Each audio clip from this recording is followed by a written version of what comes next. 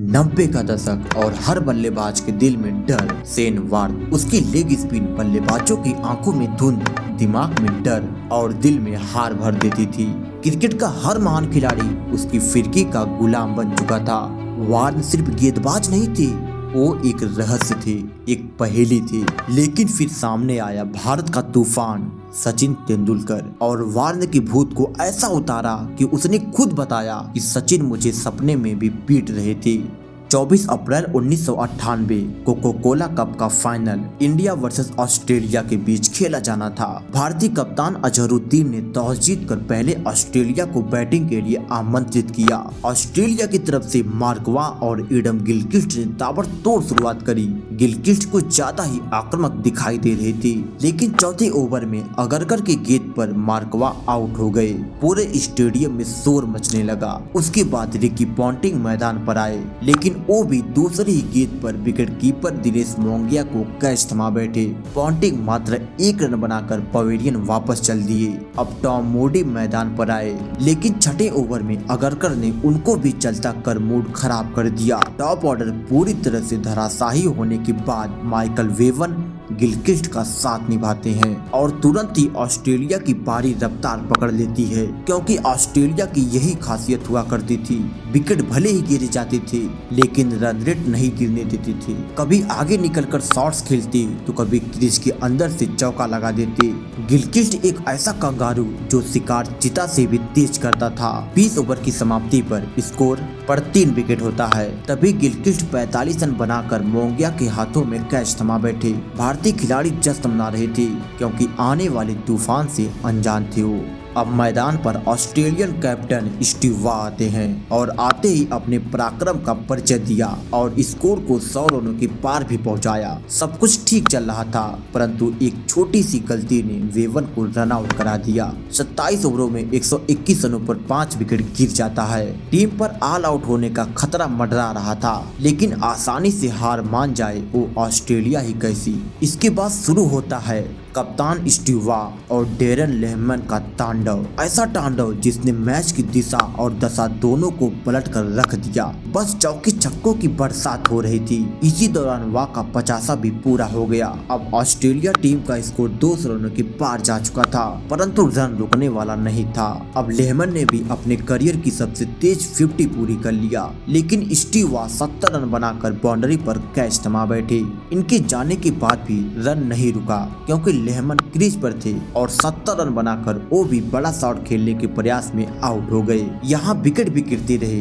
Run भी बनते रहे, और जैसे तैसे ऑस्ट्रेलिया टीम ने 50 ओवर की समाप्ति पर 273 रनों का पहाड़ जैसा टारगेट खड़ा कर दिया।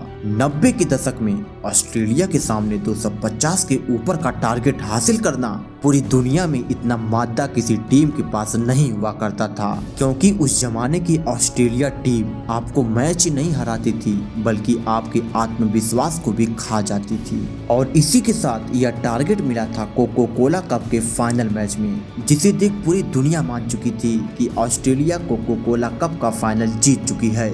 और भारत की पूरी उम्मीद केवल एक खिलाड़ी के ऊपर, उभरता हीरा, चमकता सितारा सचिन रमेश तेंदुलकर।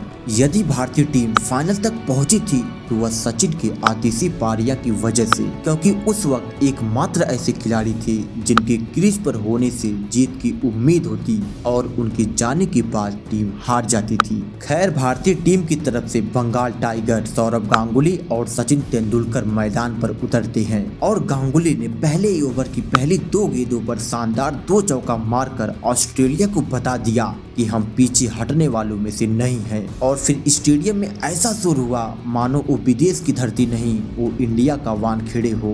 इसके बाद सचिन तेंदुलकर स्ट्राइक पर होते हैं और पहला चौका कवर ड्राइव के रूप में निकलता है, परंतु अगले ही ओवर में सचिन तेंदुलकर आउट होने से बाल बाल बचे, क्योंकि माइकल कास्प्रोविच की गेंद सचिन के बल्ले का किनारा लेकर स्टंप के पास से गुजरी थी, लेकिन भाग्य ने बहादुर का साथ दिया। और कुछ देर बाद सचिन तेंदुलकर के एक तेज प्रहार से सौरव गांगुली बच गए, क्योंकि जब रिप्ले में देखा गया तो गांगुली के सर के ऊपर से गेंद गई थी। जैसे तैसे गांगुली ने खुद को संभाला था, और यहीं पर पता चल गया कि सचिन आज कितने गुस्से में हैं। पारी की शुरुआत में ही इतना आक्रामक खेलना ऑस्ट्रेलिया को हैरान कर रहा था। परंतु ऑस्ट्रेलिया को पहला झटका गांगुली के रूप में लगा जब 39 के स्कोर पर गांगुली आउट हो गए, फ्लेमिंग का शिकार बन गए। इनके जाने के बाद दिनेश मोंगिया मैदान पर आए, लेकिन सचिन तेंदुलकर लगातार चौके मार रहे थे और स्कोर को 100 रनों के करीब पहुंचाया। इसी दौरान सचिन ने अपनी हाफ सेंचुरी भी पूरी कर लिया।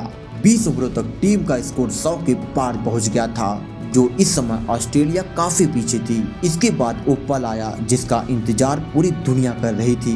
सचिन के सामने आए शेन वार्न। इसी बैटल को देखने के लिए दुनिया बेताब थी, क्योंकि उस वक्त सचिन तेंदुलकर अपने प्राइम फॉर्म में थे। वहीं दूसरी तरफ शेन वार्न का डर दुनिया के सभी बल्लेबाजों के दिलों में एक गड्ढा बनाकर बैठा था। इसीलिए पूरी दुनिया देखना चाहती थी कि जब दुनिया का नंबर 1 बल्लेबाज के सामने दुनिया का नंबर 1 गेंदबाज होगा तो वो टक्कर कितनी भयानक और भयावह होगी। दोनों ही खिलाड़ी अपने टीम के लिए एक ही काम करते थे, अपने टीम के लिए अकेले अपने दम पर मैच जिताना। शेन वार्न गेंद से और सचिन तेंदुलकर अपने बल्ले से।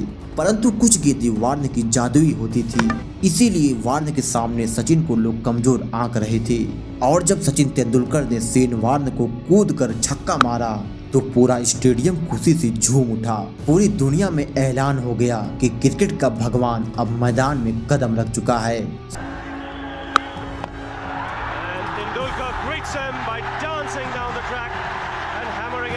साथ में शेन वार्न सोचने पर मजबूर हो गया कि मेरे खिलाफ कोई इस कदर मारने की जरूरत कैसे कर सकता है। वार्न का ईगो हर्ट हो गया, लेकिन आज किसी का ईगो हर्ट होता या कुछ भी होता, सचिन रुकने वालों में से नहीं थी। वो रौद कर अपने लक्ष्य को भेद देने वाले थे। खैर, सचिन ने शेन वार्न को पूरी तरह से डोमिनेट कर दिया, लेकिन तभी दिनेश मोंगिया फ्लेमिंग का शिकार हो गए। यहाँ ऑस्ट्रेलिया सोच रहा था कि हम मैच में पकड़ बनाएंगे, लेकिन सचिन को रोकना उनकी औकात से बाहर था। यहाँ से हर एक चौके पर दर्शक झूम रहे थे, क्योंकि अब 17 ओवरों में 105 रन चाहिए थे।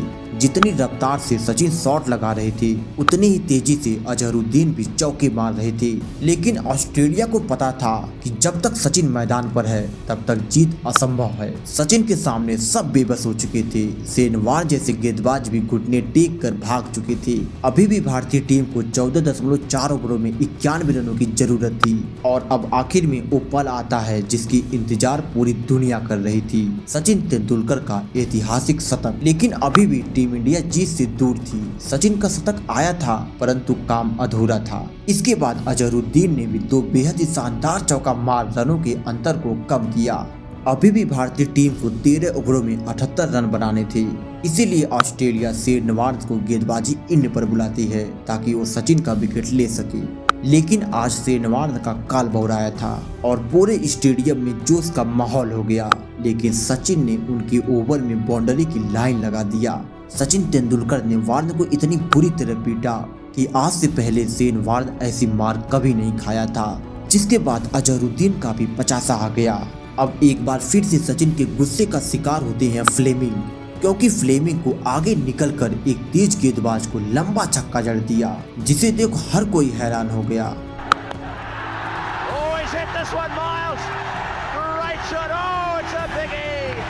जिसके बाद अब 42 गेंदों पर मात्र 36 रन बनाना था। लेकिन ऐसा कई बार हुआ था कि सचिन आउट और पूरी टीम ऑल आउट। इसीलिए सचिन उस मैच को जल्द ही खत्म करना चाहते थे और छक्के पर छक्का लगाए जा रहे थे।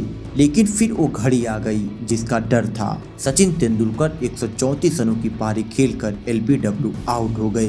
निराश सचिन पवेलियन जा रहे थे। ऑस्ट्रेलिया को लगा वापसी करने का एक मौका जरूर मिला है, लेकिन अजय जडेजा मैदान पर आए और अजहरुद्दीन मैच को जल्द खत्म करना चाहते थे। तभी मैच में एक और ट्विस्ट आता है। अजहरुद्दीन भी 58 रन बनाकर आउट हो गए। अब देश की धड़कनें थोड़ा तेज हो गई। यहाँ से 18 गेंदों पर 12 रन चाहिए थे, परंतु आज इंडिया हार नहीं सकती थी और जडेजा के इसी चौके ने फाइनल मैच जिता दिया। यह फाइनल मैच भारत जीत जाता है। सचिन तेंदुलकर को 134 रनों की पारी के लिए उनको मैन ऑफ द मैच का अवार्ड दिया गया। लेकिन आज पूरी दुनिया को भी पता चल गया कि सचिन ही आने वाले टाइम पर भगवान बनेंगे। लेकिन इस मैच के बाद वार्न ने खुद बताया था कि जब मैं उस रात सोने जा रहा था तो नींद आ ही नहीं रही थी। और जब नींद आई तो उस दिन सपना भी आया और सपने में भी सचिन तेंदुलकर मेरी कुटाई कर रहे थे। यदि सचिन की पारी थोड़ी भी पसंद आई हो तो वीडियो को लाइक करके चैनल को सब्सक्राइब जरूर कीजिएगा।